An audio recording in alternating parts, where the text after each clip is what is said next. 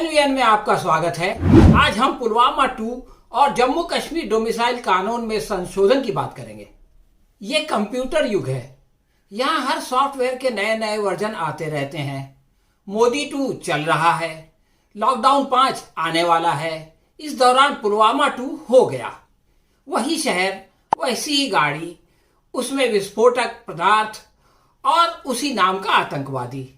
इतने सारे सुयोग में एक इत्तेफाक ये भी था कि जिस दिन पुलवामा 2 की घटना घटी, उसी दिन जम्मू कश्मीर में डोमिसाइल के कानून में संशोधन के खिलाफ विरोध प्रदर्शन भी हुआ।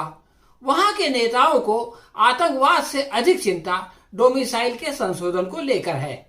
उमर अब्दुल्ला तो 1 अप्रैल को ही चर्चा की शुरुआत में इसके खिलाफ ट्वीट कर चुके हैं। जम्मू कश्मीर पैंथर्स पार्टी के अध्यक्ष प्रोफेसर भीम सिंह ने इसको संविधान के विरुद्ध बताया और सुप्रीम कोर्ट में चैलेंज कर दिया है। वह राष्ट्रपति के हस्तक्षेप की मांग कर रहे हैं। उनके अनुसार अगर ऐसा न हुआ तो अंतर्राष्ट्रीय न्यायालय में जाने का मार्ग खुल जाएगा। परंतु पुलवामा 2 की खबर मीडिया पर ऐसे छा गई कि वो सारा विरोध प्रदर्शन दबकर रह गया। जम्मू कश्मीर के लोगों के लिए ये संशोधन CAA की तरह है। Jammu Kashmir national panthers party ने भी डोमिसाइल संशोधन के विरोध में पुलवामा 2 वाले दिन ही बीजेपी की केंद्र सरकार का पुतला जलाया और उन प्रावधानों को फिर से विचार करने की मांग की जिसके तहत बाहरी लोगों को केंद्र शासित प्रदेश में मूल निवासी बनाने का प्रावधान है। सरकार की आलोचना करते हुए JKNPP के अध्यक्ष और पूर्व मंत्री हर्षदेव सिंह ने कहा कि जम्मू कश्मीर के युवाओं के हित में नियमों की समीक्षा की जरूरत है। नए नियमों से कारण बाहरी लोगों को मूलभूत निवासी बना लिया जाएगा, उनको प्रमाण पत्र मिल जाएगा और इस तरह वो सरकारी नौकरियों के लिए उपलब्ध हो जाएंगे। इससे जम्मू कश्मीर के शिक्षित रोजगार लोगों के हक में सेंध लगेगी। JKNPP ने इसे थोपा गया कानून बताया और कहा कि ये जनभावना के खिलाफ है। इस बैकग्राउंड से आपको पुलवामा 2 का परिप्रेक्ष्य समझ में आ गया होगा। पुलवामा वैसे तो कश्मीर घाटी में एक छोटा सा शहर है, लेकिन अब ये केवल एक शहर नहीं बल्कि एक घटना का नाम है। एक ऐसी दुर्घटना जिसने पिछले चुनाव की दिशा और दशा दोनों बदल दी। 14 फरवरी 2019 को एक आत्मघाती हमले में जैश मोहम्मद के आदिल डार ने CRPF के काफिले से बमों की भरी हुई गाड़ी टकराकर 40 जवानों की निर्मम हत्या कर दी। इसके बाद बालाकोट एयर स्ट्राइक हुआ और मोदी जी चुनाव जीत गए। ये इतिहास है।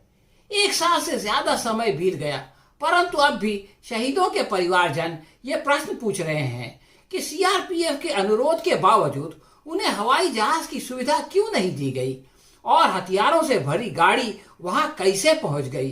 सुरक्षा में इस चूक की जवाबदारी किस पर है, वो जांच तो शुरू नहीं हुई। परंतु 27 मई को पुलवामा 2 की खबर आ गई। सौभाग्य से इस बार न हमला हुआ न किसी की जान गई। IG कश्मीर विजय कुमार के अनुसार उसी बुधवार को जब संशोधन के खिलाफ प्रदर्शन हो रहा था, एक आतंकी गाड़ी लेकर निकला। पुलवामा में एक पुलिस चौकी ने पहली बार उसे रोका तो वो नहीं रुका। पुलिस ने फायरिंग की मगर वो भाग गया। अगले नाके पर पुलिस ने फिर रोका, फिर नहीं रुका, फिर फायरिंग की तो वो गाड़ी छोड़कर अंधेरे का फायदा उठाकर भाग निकला। सुबह बम स्क्वाड पहुंचा। उसने कार में विस्फोटक पदार्थ देखे और उसको एक खाली जगह ले जाकर कंट्रोल ब्लास्ट के जरिए से उड़ा दिया।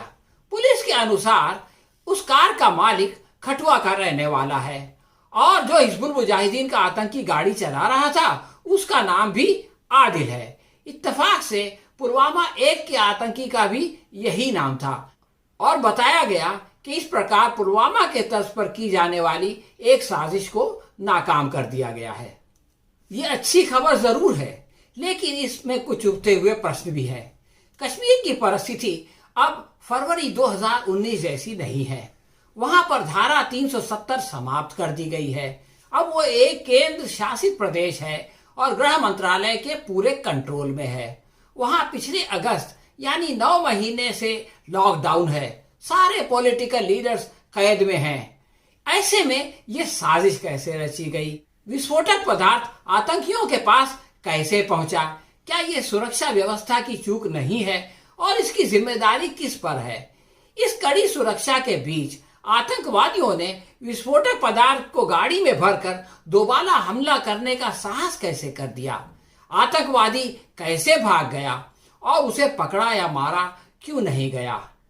सबसे अहम सवाल यह है कि गृह मंत्री द्वारा 9 महीने पहले लोकसभा में किए गए उस दावे का क्या हुआ कि धारा 370 की समाप्ति से कश्मीर में आतंकवाद खत्म हो जाएगा।